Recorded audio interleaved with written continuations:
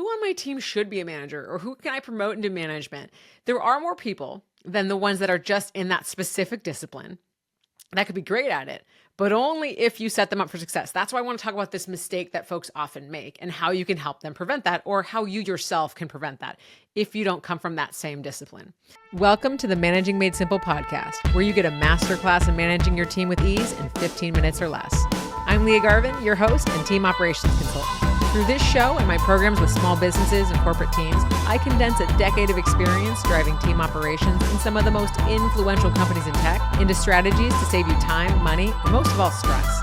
Doesn't matter if you're a business owner who realized that running a team isn't as easy as you thought it would be, are a new manager learning the ropes, or are a seasoned manager ready to up their game. Everyone is welcome to hang out with Managing Made Simple.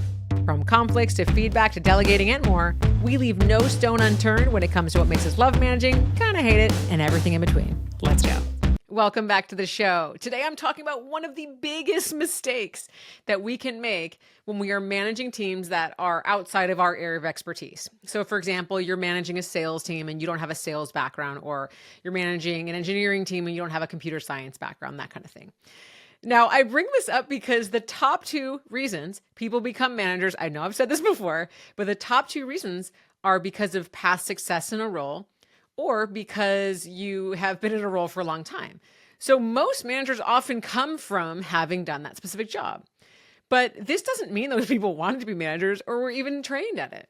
And I think this can contribute to some of the reasons why we don't always have the best managers. Because just because you were good as an individual contributor doesn't mean you're a great leader. And I've seen folks really struggle with this. Like I mentioned sales, for example, you can be awesome at crushing your sales goals, at really connecting with your clients, all of that. But it doesn't mean that you know how to enable that in other people.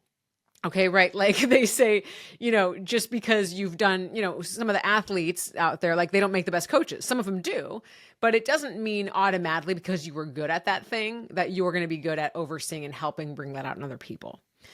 But a lot of time, I think we have an opportunity to really expanding the pool of people who would be great leaders if we set our team members up for success when they don't have that experience in the role.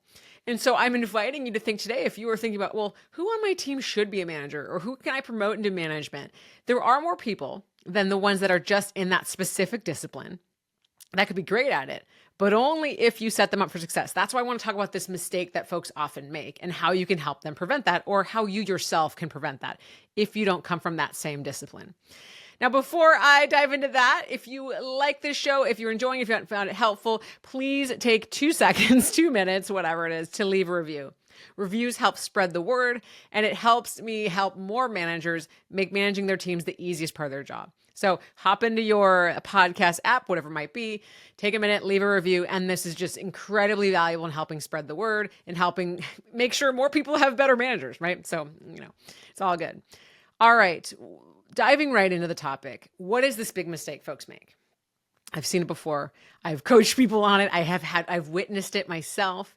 And this is a new manager coming to a team or someone being promoted into the team, into the management role. And they say, hey, I'm just happy to be here. I have more to learn from you than you have from me. And they take a total back seat to their expertise. And the team's looking around thinking, well, then why are you the manager? What the hell am I going to get from this? And they immediately think this is a setback for them. Now, this manager, why did they say this? Most likely because they wanted to show humility. They're saying, well, I'm not an expert in this. I don't have a ton of experience in sales or engineering or marketing or design or whatever it is. So I don't want the team to think I know everything. But the problem is when you become a manager on a team, you are supposed to be the leader. You're supposed to be like holding up the torch. You're supposed to have the North Star. So if you don't come in there making it clear that regardless of whatever you've done in the past, that you are here to support every single person in achieving their career goals and helping them excel, then they are not going to respect you, right? They're going to think, okay, great.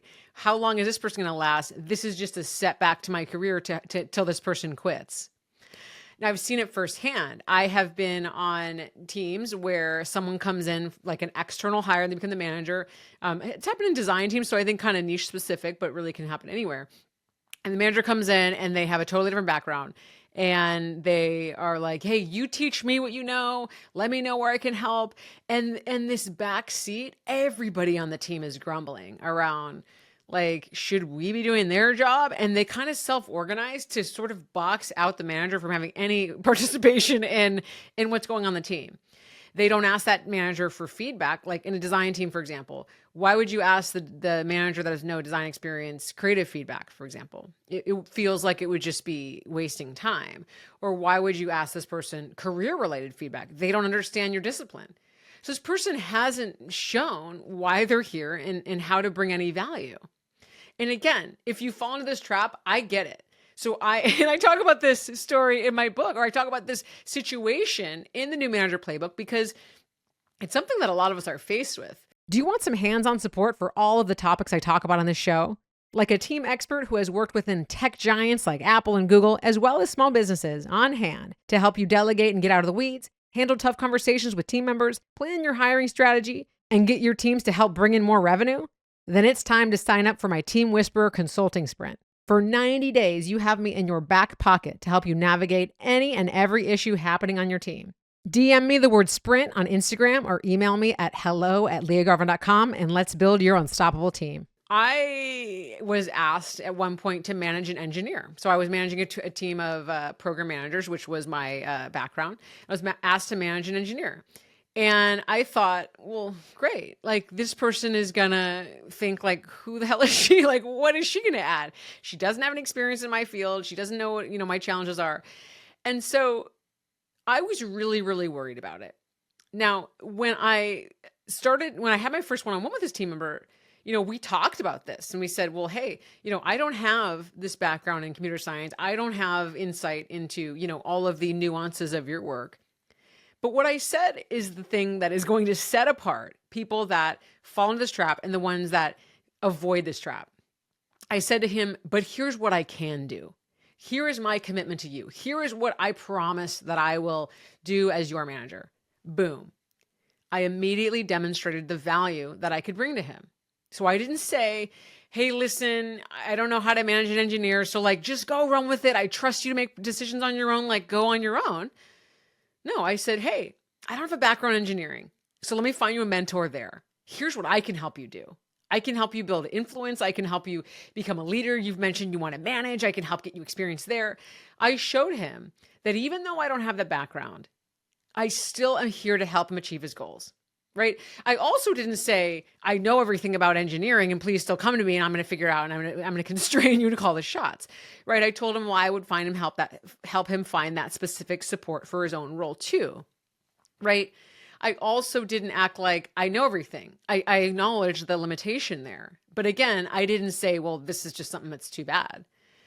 And I'm not saying that to toot my own horn. It was actually it was something I was really nervous about. When my manager asked me to take on this team member, I was like, hell no, it's going to be a disaster. We're both going to feel like, why are we doing this? He's going to feel really bummed out, like he got dealt the worst manager that can't help him. And I'm going to have a team member that hates me and thinks I'm useless. And I didn't want to do it. I actually said to my manager, like, please no, take it back. No way. It's going to be a mess. And she said, no, I need you to take on this person. And it ended up being one of the best experiences I had managing. So that's why I tell this story, because taking this approach, it can actually help folks that are really good at leading and mentoring and coaching, but they don't have that specific industry experience. It can help them lift other people up. So it's a real opportunity for you. But you can't shoot yourself in the foot by acting overly humble, overly like passive and saying like, hey, like, I don't really know how to add value here. When I figure things out, I'll tell you. Again, it's a delicate balance. I know I'm acknowledging that, and it's got to be authentic in your own way.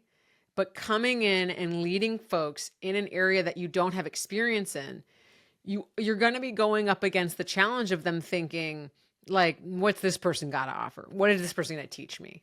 So you're already on the back foot. So again, I think what we can usually do in trying to like not and call the elephant in the room is like, hey, listen, I know I don't have any of this. I don't have any of that. I don't know that. The person thinks, why the hell are you here? Right? Get out of here. You're not good. So we can't do that. we already know we can't act like we know everything. So like, that's why I didn't say, that's actually usually not the issue.